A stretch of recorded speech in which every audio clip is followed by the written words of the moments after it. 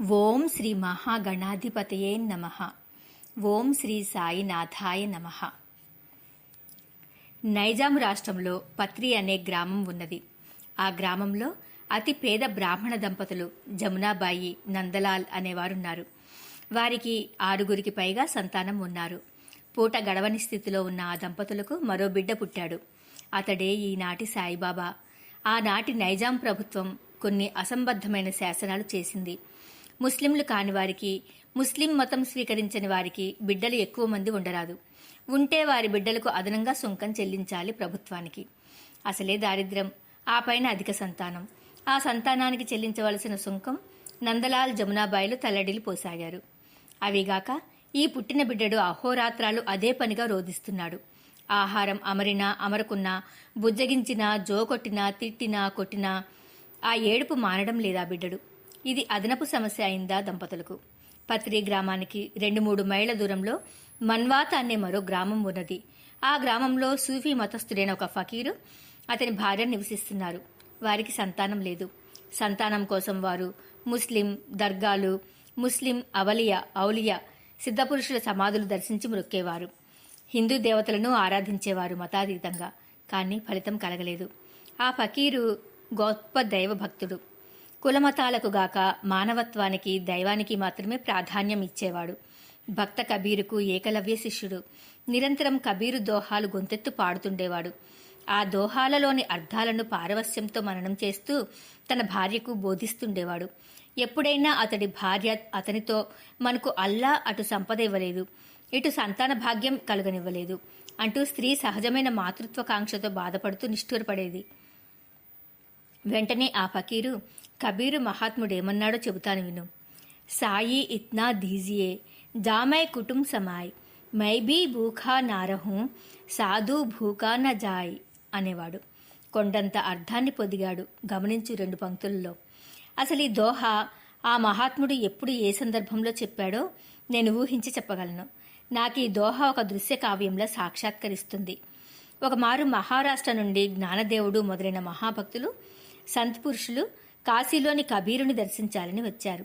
కాశీలో కబీరు లాంటి మహాత్ముడు ప్రఖ్యాతుడై ఉంటాడని, ఆయన గారిలో నిత్య కళ్యాణం పచ్చతోరణంగా ధనధాన్యాలతో అలరుతుంటుందనే ఊహతో వారంతా కాశీలో కబీరు మహాత్ముని గృహం ఎక్కడా అని చాలా మందిని ప్రశ్నించారు. చాలా మంది జనం మాకు తెలియదు పొమ్మన్నారు.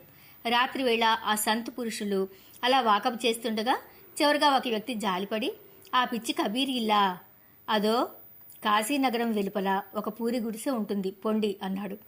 వారు ఆశ్చర్యంతో ఆ గుడిసె చేరుకున్నారు. అదొక చిన్న పూరిపాక.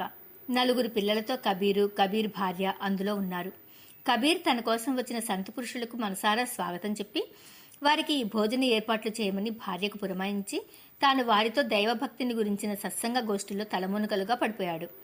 ఆయన నోటి వెంట దోహాలు తేనె సొనల్లా జాలువారుతున్నాయి. సంత్ పురుషులు తన్మయులైపోతున్నారు. కానీ ఇంట్లో అతడి భార్యకు దిక్కుతోచలేదు. ఈ రోజుకి ఇంట్లో భోజనానికి లేకపోతే పిల్లలు తాను పస్తున్నారు. వారంలో 3 రోజులు పస్తులకు అలవాటైపోయారు తామంతా. ఇప్పుడు ఈ సాధువులకు భోజనం ఎలా మర్చాలి?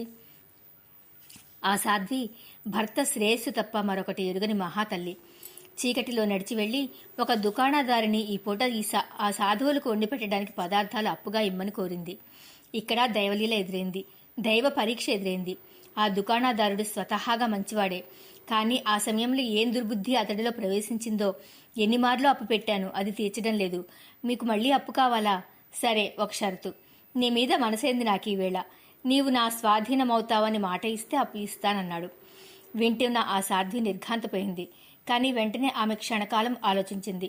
తన భర్త నిశ్చల భక్తి తత్పరుడు, దాన ధర్మాలు చేసి దరిద్రాన్ని వరించి పరమాత్మకు చేరువైన పుణ్యపురుషుడు. ఆ మహాత్ముని దోహాలు తన నరనరంలోనూ రక్తపు కణాల్లోనూ ఇంకిపోయాయి. ఆయన కోసం వచ్చిన సాధువులను పస్తుపెడితే ఆయన మనసు కష్టపడుతుంది. సర్వ ప్రాణికోటిలో పరమాత్మను దర్శించగల పరమగురువు తన భర్త. ఈరోజు దైవం కఠిన పరీక్ష తనకు పెడుతున్నాడు. ఈ దుకాణదారు కోరుతున్నది తన ఈ రక్త మాంసం మలమూత్రాల తుచ్చ శరీరాన్నే కదా. పోనీ ఒక పవిత్ర కార్యానికి ఈ శరీరాన్ని ఆహుతి చేసి ఆపై మరణిస్తాను అనుకుందా మహా ఇల్లాలు. సరే, మా అతిథులకు భోజనాలు పెట్టి నీ కోరిక తీరుస్తాను, నా మాట నమ్ము అందా సాధ్వి. అతడు సంబారాలన్నీ ఇచ్చాడు. ఆమె వంట చేసి కబీర్కు, అతిథులకు, పిల్లలకు భోజనాలు పెట్టింది తృప్తిగా. వారంతా పడుకున్నారు. అప్పుడు గుర్తుకు వచ్చింది కబీర్కు. ఇంట్లో బియ్యపు గింజలు లేవు. ఉదయం అంతా పస్తూ ఉన్నారు. ఈ రాత్రి తన భార్య ఇంతమందికి భోజనం ఎలా పెట్టగలిగింది? భక్తి పారవస్యం తగ్గి అతడికి ఇప్పుడు వాస్తవం గుర్తుకొచ్చింది. ఆ మాటే అడిగాడు భార్యను. ఆమె కన్నీళ్లతో జరిగినది అంతా చెప్పి దుకాణదారునితో ఒక ఒప్పందం కూడా దాచకుండా చెప్పింది. కబీర్కు నోట మాట రాలేదు. అయినా తాను అనృతం అన్యాయం ఆడడు, చేయడు. సాధు సంతులను సంతృప్తిపరిచిన ఆ దుకాణదారుని రుణం తీర్చి తీరాలి. ఈ సమయంలో తమను ఆదుకున్న ఆ దుకాణదారుడు సాక్షాత్ భగవత్ స్వరూపుడే. అతడి కోరిక తీర్చి తీరాలి. పద వెళదాం అన్నాడు భార్యతో. ఇద్దరు దుకాణదారుని ఇంటికి వచ్చారు. ఆ సరికి అతడు గాఢ నిద్రలో ఉన్నాడు. తలుపులు తట్టగా ఉలికిపడి లేచి తలుపు తీసి బయటకు వచ్చి కబీర్ని అతడి భార్యను చూసి ఆశ్చర్యపోయాడు. సాయంత్రం ఎదుగో పిచ్చిగా వాగాడే తప్ప అతడు నిజమవుతుందని ఊహించలేదు. అందున కబీర్ స్వయంగా భార్యతో వస్తాడని కలలో కూడా ఊహించలేదు. ఇదిగో నా భార్య, నీకిచ్చిన మాట ప్రకారం ఆమె నీ కోరిక తీర్చుతుంది.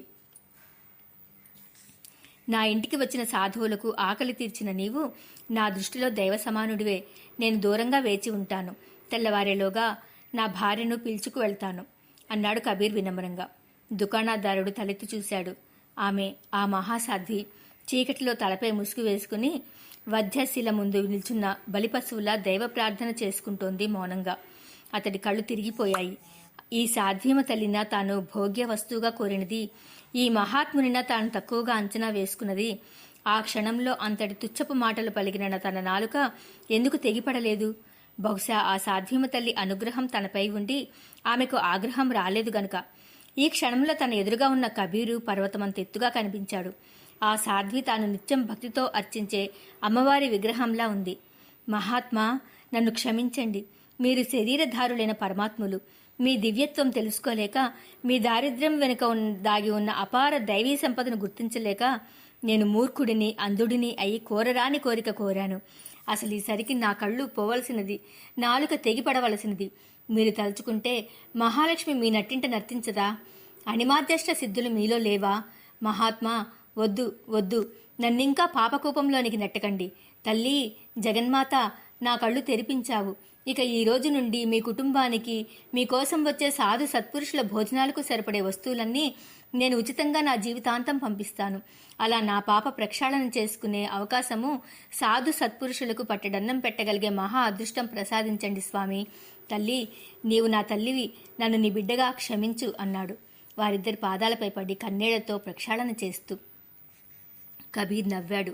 ఆ తల్లి నవ్వింది వెన్నెలలా. కబీర్ నోటి నుండి అమృతవాక్కుల దోహా వెలువడింది. సాయి ఇత్నా దీజియే జామై కుటుమత్ సమాయ్, మై భీ భూఖా నా రహు సాధు భూఖా న జాయ్.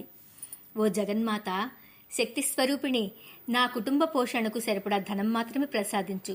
అంతకు మించి ఎక్కువ ఇవ్వవద్దు. అది నాలో అహాన్ని తెచ్చి దైవానికి దూరం చేస్తుంది.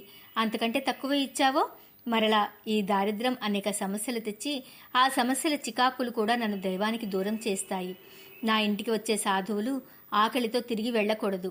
నా కుటుంబము నేను ఆకలితో మాడకూడదు. అంత మాత్రమే ఇవ్వు. ఆ నిశీతి సమయంలో తమ దారిద్ర్యం పట్ల కలిగిన బాధలో తన భార్య ఈ దుస్థితికి కారణమైన నిస్సహాయ స్థితిలో అప్పుడు కూడా చెక్కు చెదరని తన సాధు సేవలో దైవం పట్ల విశ్వాసంతో తన కర్తవ్యాన్ని నిష్కల్మష నిర్మోహ నిశ్చల హృదయంతో నిర్వర్తించబోనుకున్న ఆ మహాత్ముడు కబీరు. ఆ దోహో ఎంతటి జీవిత సత్యాలను, ఆధ్యాత్మిక ఔన్నత్యాలను, క్రమశిక్షణను చాటుతుందో గమనించావా బీబీ? మనం ఎంతటి వారం? దైవం మనకు ఆయనను తెలుసుకోవాలనే జ్ఞాన సంపద ఇచ్చాడు, చాలదా? ఇక సంతానమా? ముక్తికి సంతానం బంధం అనుకుని ఉంటాడు. వద్దనుకున్నాడు. బీబీ, స్త్రీకి సంతానం వలనే సద్గతి కలుగుతుందని భావించకు. అదే నిజమైతే పిల్లులు, క్రిమికీటకాలు సర్వము సంతానోత్పత్తి చేస్తూనే ఉన్నాయి. వాటి వాటి గర్భంలో నుండి వేలు కోట్లు సంతానం పుట్టుకు వస్తూనే ఉంది. అదా మాతృత్వం? కొందరు బిడ్డలకు మాత్రమే తల్లి అయి ఆ పిల్లల పట్ల మాత్రమే ప్రేమ కలిగి ఉండడం, అది స్వార్థం, స్వార్థ పరపాతృత్వం. గొడ్రాలిగా ఉన్న అందరి పిల్లలను ప్రేమించగలిగే హృదయం ఉండడమే నిజమైన మాతృత్వం.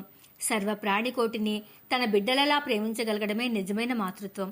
స్త్రీకి మాతృత్వం పిల్లలని కంటేనే రాదు బీబీ. హృదయంలో మాతృత్వం నింపుకొని ఎవరికైనా తల్లి కావచ్చు. స్త్రీకి అంతటి మహోన్నత అవకాశం ఇచ్చాడు దైవం. నేనీరోజు పత్రిగ్రామం వెళ్లి రావాలి, కాస్త పనుంది అంటూ అనునయించాడు. ఆ రోజు అతడు పత్రిగ్రామానికి వచ్చాడు. నందలాల్ జమునాబాయిలున్న చిన్ని పూరింటి ప్రక్కనున్న కబీర్ దోహాలు మన్నం చేసుకుంటూ వెళ్తున్న ఆ ఫకీరు ఆ ఇంటి బయట మట్టిలో కూర్చుని అదే పనిగా ఏడుస్తున్న 2 ఏళ్ల బాలుడిని చూశాడు. వాళ్ళమ్మ నాన్న ఇంట్లో పనిలో ఉన్నారో ఏమో, ఈ బిడ్డడిలా ఏడుస్తూ ఉన్నాడే అనుకుని ఆ బిడ్డడిని ఓదార్చడానికి అక్కడికి వచ్చాడు ఆ ఫకీరు. అమ్మా, బిడ్డడు ఏడుస్తున్నాడు అంటూ అరిచాడు. జమునాబాయి లోపల నుండి విసుక్కుంటూ వచ్చింది. ఏం చేయనన్నా, అస్తమానం ఏడ్చే బిడ్డను ఎంతసేపును ఓదార్చగలను? తల్లినైనా నా ప్రాణం కూడా విసుగుచ్చిపోతుంది వీడి ఏడుపుతో. ప్రపంచంలో ఉన్న ఏడుపంతా రాశీభూతమై మా పాలిట భూతమై వీడిలా పుట్టాడు అంది ఆ పిల్లవాడిని ఎత్తుకుంటూ. ఇంతలో నందలాల్ లోపల నుంచి వచ్చాడు. ఫకీర్ నవ్వుతూ అన్నాడు, నందలాల్, పుట్టిన ప్రతి జీవి ఈ ప్రపంచంలోనికి త్రోయబడ్డానే అని ఏడుస్తూనే వస్తాడు.